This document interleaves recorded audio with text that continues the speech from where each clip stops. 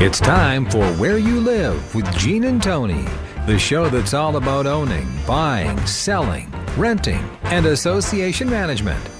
If it involves a home, we'll talk about it. Here's your chance to get your homeowner questions answered. From the Concierge Landscape Studios, here's Gene and Tony. Needed the shelter of someone's arms, and there you were. Welcome back to Hour 2 of Where You Live with Gene and Tony. It's great to have you with us today.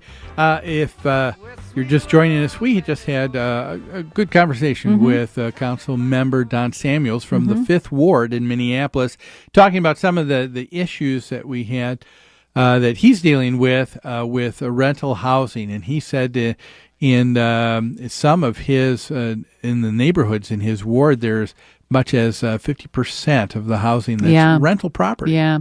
We talked about what responsible landlords need to do.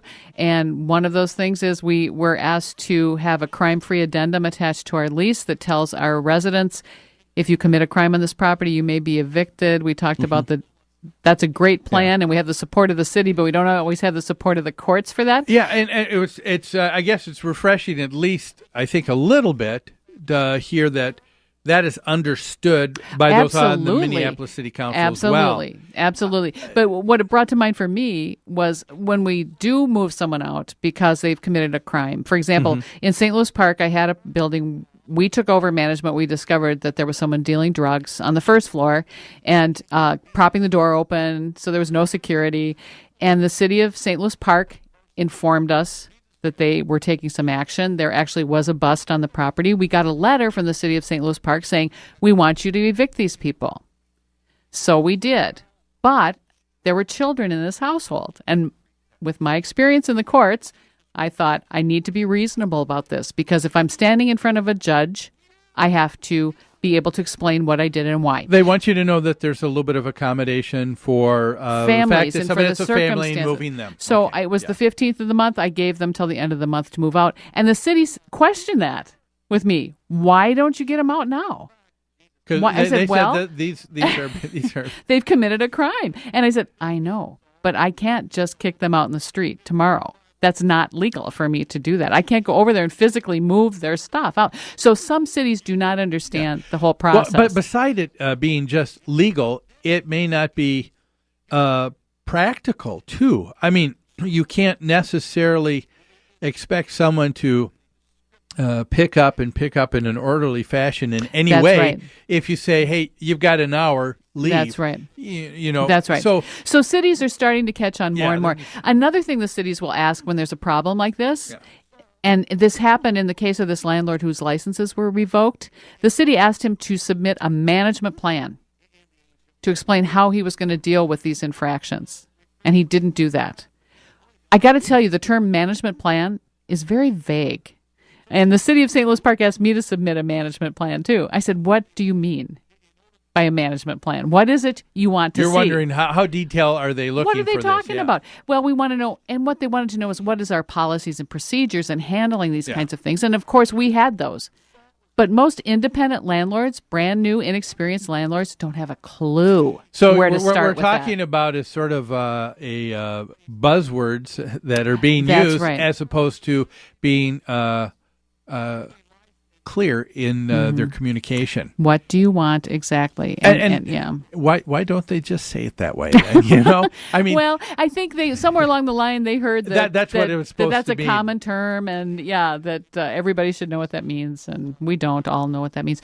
The other interesting thing Mr. Samuels talked about was impact statements used as a tool by citizens to tell the courts how the court's decisions impact the neighborhood. I would hope that would have a greater influence on judges. But. Yeah, I think I have not heard of that tool being used in housing situations, but that doesn't mean it's not happening. I just haven't had the experience myself. Let's talk to the listeners and talk about the CPS. Well, every community has a community officer that is the liaison between the citizens and the police department, or between the citizens and the cities. And we meet all of them in every city that we work in, because we have issues. We have complaints from residents sometimes. We have crimes committed on some properties. And this, of course, is not just for rental property, too. We have the same thing with homeowner associations because we're managing some associations in Minneapolis, and some of those areas are in areas where there's a little bit of a higher crime rate. There are these same police officers who are the liaison who provide a great service in being able to communicate. I mean, they will go to homeowner association meetings. They're willing to meet with owners of property. They're willing to try and put together a coalition of something that's going to be more of a community where people are watching out for one another. That's right. They also set aside problems and crimes. They're good people to talk to about planning your national night out. They have great ideas. They have materials. They have people they can send. They'll send the fire department. They'll send a police officer if you want someone like that to come to your national night out to speak to your residents. So they provide a lot of services, and I'm sure many, many more than what we're even aware of. It sounded like Mr. Samuels was saying that might be a place to start if you want to look into writing an impact statement. Yeah. So, and for a lot of folks who have property that they've turned over to a professional management firm, they're dealing generally with a group of people then that are going to be able to be thinking ahead about policies, protocol, best procedures, and those are things that just need to be done at a property. But a lot of folks who are in this landlord become a landlord here just recently, they don't have that kind of information. That's right. Do they? And this is where I say, join the Minnesota Multi-Housing Association. At the very least, get their flyers and take their classes, because you can learn a lot that will save you heartache as a new landlord. Yeah. Some good things to remember. There's more that I wish I could have asked him Mr. too, Samuels, but I knew he was on a tight schedule. So I wouldn't mind speaking to someone on the council again. I'd like to know what rental housing issues are going to they are seeing come up this year. I would love to know what it is that they're thinking of here ahead of time. And the other thing that I don't think we've ever had a good answer on, Tony, and that is just some of their thinking behind some of the fees that they've imposed. Yeah, because I know they're thinking that this is going to supposedly take care of some issues, but I don't know that it does. Yeah. When you deal with, same with a homeowners association too, just because you write a rule or write an ordinance and you attach to it some dollar amount, doesn't mean that people are going to follow them, does it? No, it doesn't.